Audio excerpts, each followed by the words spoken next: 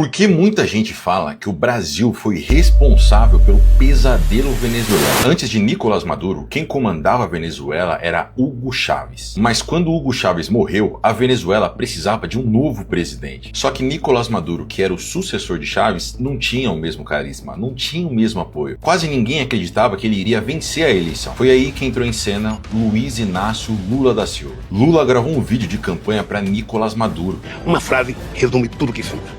Maduro, presidente.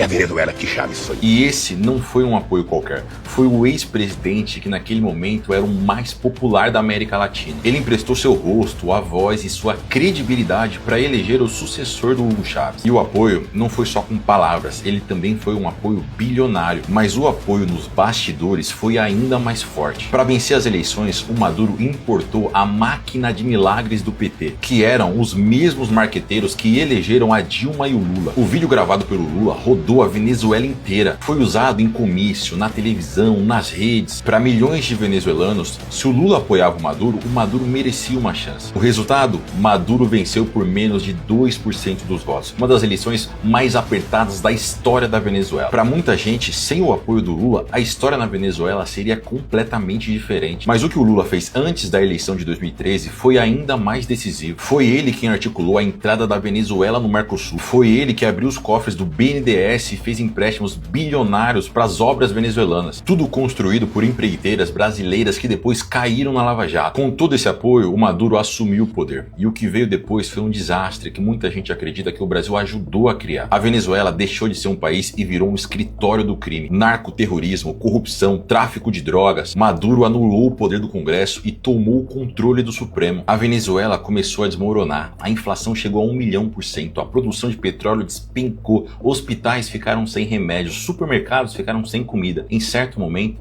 95% da população vivia na pobreza. Isso fez com que quase 8 milhões de venezuelanos fugissem do país. Muitos vieram para o Brasil, fugindo de um regime que o próprio Brasil ajudou a colocar no poder. E quem ousava investigar ou até mesmo questionar era perseguido, torturado e reprimido. O mundo inteiro tratava a Venezuela como uma ditadura. Maduro foi acusado de crimes contra a humanidade. Mas aqui é onde a situação fica ainda mais perturbadora. Depois de tudo isso, dava para dizer que o Lula se enganou. O Maduro ficou maluco, perdeu o controle, ninguém poderia prever. Só que chega 2023 e o Lula volta ao poder no Brasil. Em uma atitude assustadora, Lula estendeu o tapete vermelho para Nicolás Maduro entrar no Brasil. Quantos anos você passaram ouvindo dizer que o Maduro era um homem mau? E para piorar, ele chamou a ditadura da Venezuela de narrativa e disse que democracia é algo relativo. Aí eu te pergunto, meu amigo, relativo para quem? Imagina um venezuelano que teve que fugir do seu país para não passar fome, vendo o presidente do Brasil chamar a situação de narrativa. E o Lula não parou por aí. Ele foi pessoalmente negociar com o governo Biden para retirar sanções em troca de um processo democrático na Venezuela. E esse plano deu certo. O Biden suspendeu as sanções contra a Venezuela. Estranhamente, tudo parecia que estava dando certo. Até que quem tomou um golpe foi o Lula. Em 2024, chegou a hora do Maduro cumprir o acordo de fazer uma eleição democrática. Só que o Maduro percebeu que ele seria removido do poder pelo povo venezuelano. E foi aí que ele transformou esse processo democrático em mais uma farsa que o mundo inteiro acompanhou. Depois disso, nem o Lula conseguiu defender essa fraude e o governo americano voltou a colocar sanções na Venezuela. Hoje, a Venezuela deve mais de 10 bilhões de reais ao Brasil. O ditador Maduro pode passar o resto da vida na prisão e pela primeira vez em muitos anos,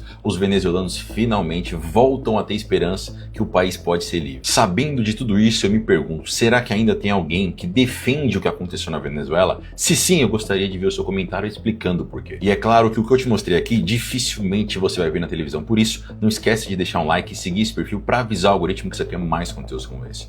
Um abraço.